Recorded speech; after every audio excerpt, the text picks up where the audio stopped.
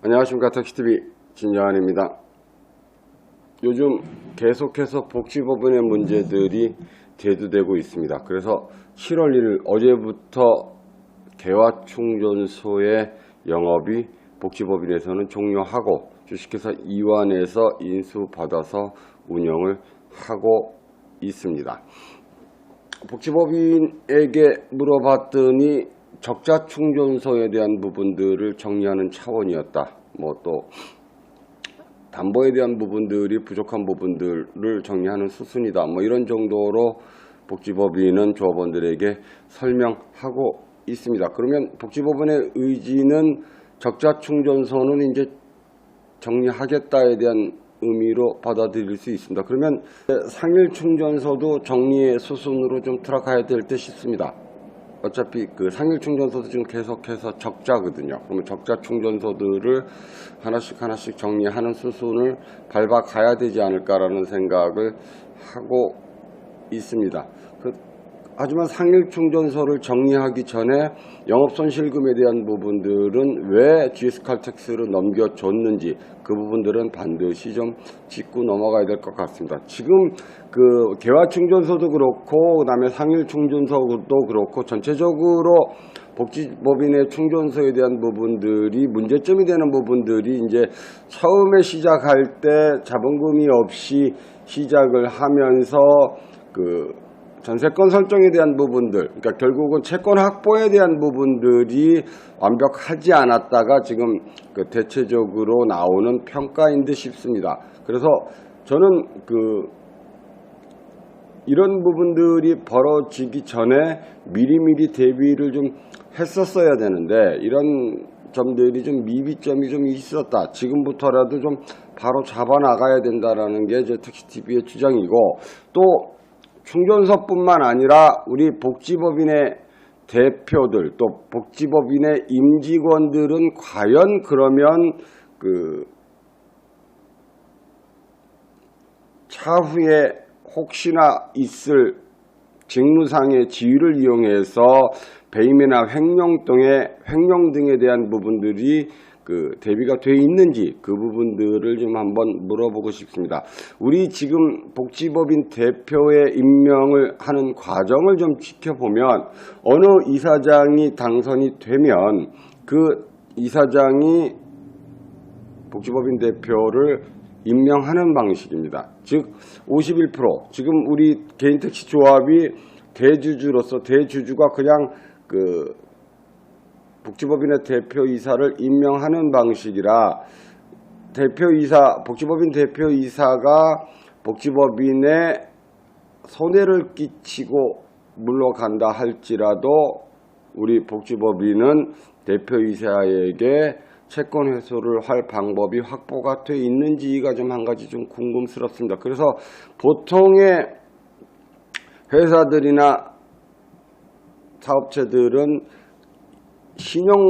신원보증보험이라는 증권을 좀 끊습니다. 신원보증증권이라는 부분들을 좀 보면 종업원들이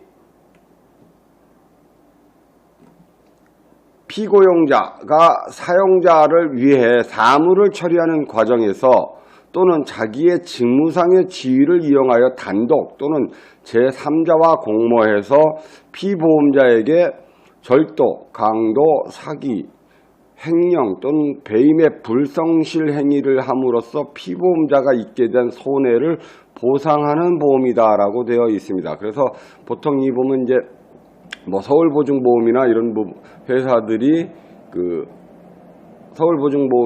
회사들이 이런 보험을 좀 취급하고 있습니다. 그래서 제 생각에는 복지법인의 대표와 부대표 그리고 격리를 담당하는 직원들 또 복지법인의 이사들 정도는 서울보증보험을 통해서 신원보증보험 정도는 드러나야 되지 않겠나라는 생각을 하고 있습니다. 만약에 지금 현재 대표인 최희규 대표가 신원보증보험이 증권이 끊어져 있는지 또 증권이 끊어져 있다면 한도 금액은 얼마인지를 좀 한번 따져 물어봐야 될 것 같습니다.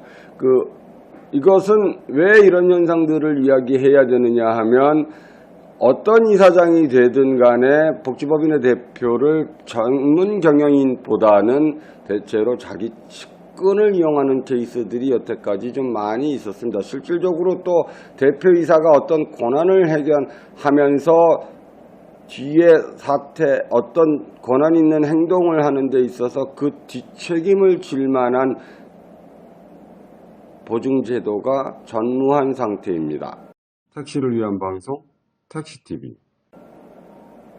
우리가 충전소의 전세권 설정을 하고 또는 보증금에 대한 부분들을 선순위로 잡고 이런 부분들을 논하는 이유도 충전소 주인이 혹시라도 잘못된 경우가 생겼을 때 채권 확보를 위한 부분들로 전세권 설정을 하는 부분들이거든요. 마찬가지로 복지법인의 대표도 복지법인의 대표가 업무 행위를 하면서 직무상의 어떤 지위를 이용해서 배임 또는 횡령동의 불성실한 행위를 하면 복지법인에게 손해를 입히는 거고, 그 복지법인에게 손해를 입힌다는 것은 우리 조합원들에게 손해를 입히는 행위입니다. 그래서 그런 행위들을 사전에 막고자 신원보증보험 증권을 반드시 끊어서 일정 금액, 예를 들어서 뭐 한 5억이든 10억이든 신원보증보험 증권을 제출하게끔 제도적으로 만들어야 될 것 같습니다. 그 제도의 시점은 지금 현재 대표이사로 있는 최희규 씨부터 시작을 해야 될 것으로 생각이 됩니다. 만약 그렇지 않다면 복지법인 대표가 본인의 이득을 위해서 또는 경영상의 문제로 횡령 또는 배임으로 들어갔을 경우에는 복지법인은 대표이사로부터 채권 추심을 전혀 할 수가 없습니다.